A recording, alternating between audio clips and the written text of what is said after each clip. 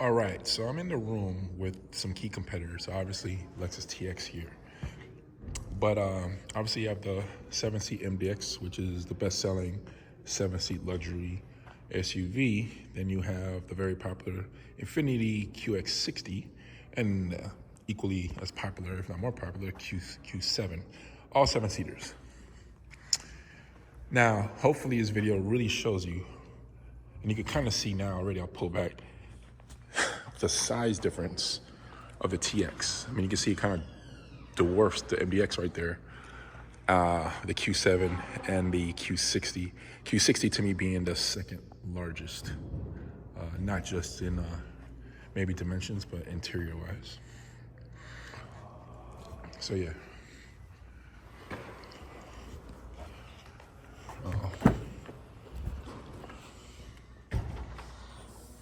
And the biggest difference is, without a doubt, I mean, the third row in the TX is massive. You've seen my videos. They're really knocked it out the park with the size of the vehicle, and obviously, which is advantageous to for your family. All right, so, and then you all on my video can scream and comment about comparing which ones you like better. I'm not going to get into that. I will say I've been with these vehicles now 3 weeks, and to each company's credit, they're all really good. I am not going to say anything bad about any of the vehicles here because they are really good. I think the past 20 years, obviously there's been a lot of parity with everybody improving. Just really focusing on space. So you can see the MDX here, and you can see immediately the difference. Much smaller rear cargo shelf. And the seats are a little dark. Let me try to go in the front. But that's one thing I like about the Lexus doors. Like, as soon as you pull it, it automatically pulls down. And with the rest of the competition, you physically have to press the button. Now, this was actually surprising for me. I'm going to sit inside, and it's much more cramped. And my head is hitting the top here. So I would have to move over, which is uncomfortable, and then I would be touching this person. So as you can see instantly, the second row in itself is packed. There's the Acura interior, USB-C. It does even have a 120 volt right here, and you got your power outlet. So again, I think everything, for all intents and purposes, is solid. But space-wise, it's not close. It's not close, and I think, you can see right here, there's just no room with that third row. So I'm not even gonna attempt to go back there because it just wouldn't be fun.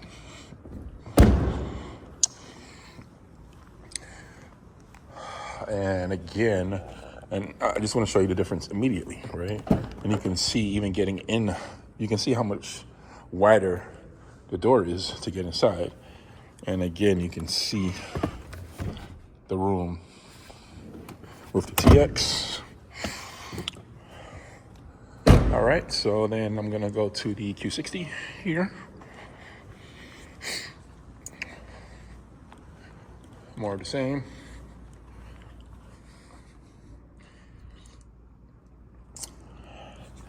Another thing too, if you notice, the window doesn't roll all the way down. The Acura does, the TX does, the Q7 does not. This one actually sticks up quite a bit. All right, so I'm gonna sit inside, second row now. Looks like they moved whoever was here moved the seats up a bit. But you can see my headroom here is compromised as well, so I have to move over here. This is even, like, the MDX is a little farther over, so this is actually a little more in the way. It's not bad, like, I'd make it. Most people are not my height, so they'd be fine. But yeah, there's that. There is no 120 volt here. You have a USB-C and a USB-A.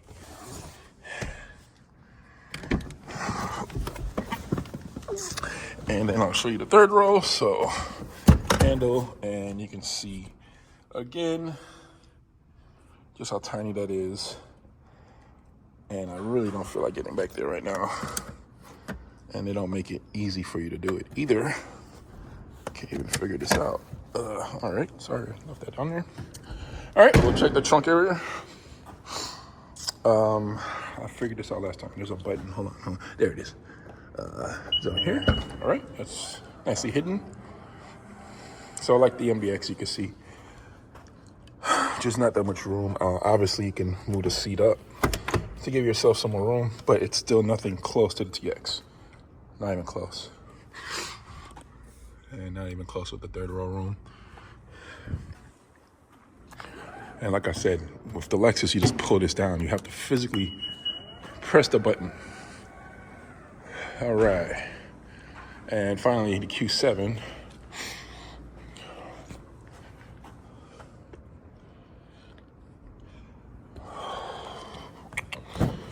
All right, I'm gonna get inside. Oh, this is pretty tight. Actually, I have to move the seat up. I wonder if I'd have to move the seat up. But there's actually more room here. So, well done. You can see my head is not hitting the roof, or barely, like right at the top. So there's actually more room in the Q7. That's a very interesting observation. And I'm sure you can recline the seat maybe even more. No, you can't recline the seat. Oh yeah, there we go. So I would actually have a little more room. So, surprising. The Q7 has the most headroom in the second row. Leg room seems to be tighter though. So there's that. Let's look at the interior again. And now I'm going to just look at the third row, because again, I mean, that is even super tiny. All right, so there's a button here. That's cool. One touch? No, it's not. So you gotta hold it down. Let's do that. Raise that up. And the other side as well. So on a TX, it is one touch. That is helpful. And you can see there's just not much room back there. And let's look at the trunk and cargo area. All right. So it's the button is right there. And seems about that. Seems like all three are pretty similar in the rear. So you can definitely put a couple of carry-ons, but nothing close to the capability of the TX. Let me see, does this? No, you gotta press the button. Let me show you what I'm talking about. And I just think that's such a great feature. And I prefer, I know they have the kick plate under there and you can do the whole, but I was never very good at the kicking. So again, just tap the button. And you can see again just how much more room is in here. It's taller, longer. These seats are reclining a bit, so if I move them up, you'll have even more room for your stuff if the seats aren't reclined, right? I mean, it's a massive difference. But this is the part I'm talking about. You don't have to press the button. I love the fact you just pull it, and that makes life so much easier, especially when you have stuff in your hand or groceries or whatever. All right, so I'll get in the second row. All right, so here we go.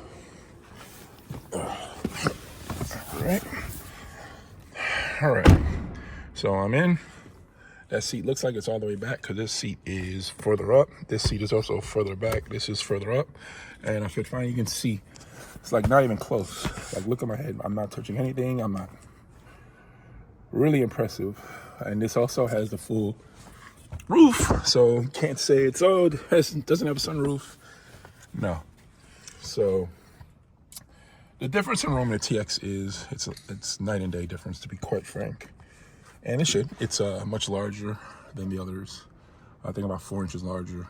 I guess that's not much larger, but larger than, I guess it's very space efficient. How about I say that? The wheelbase is 4 inches longer than my LX. USB-C, USB-C right here. So somewhere, I think you store your phones right there. A lot of people are asking for a 7-seat option in the higher trim, so hopefully Lexus is listening to that. And that could change. But again, just massive room in the TX.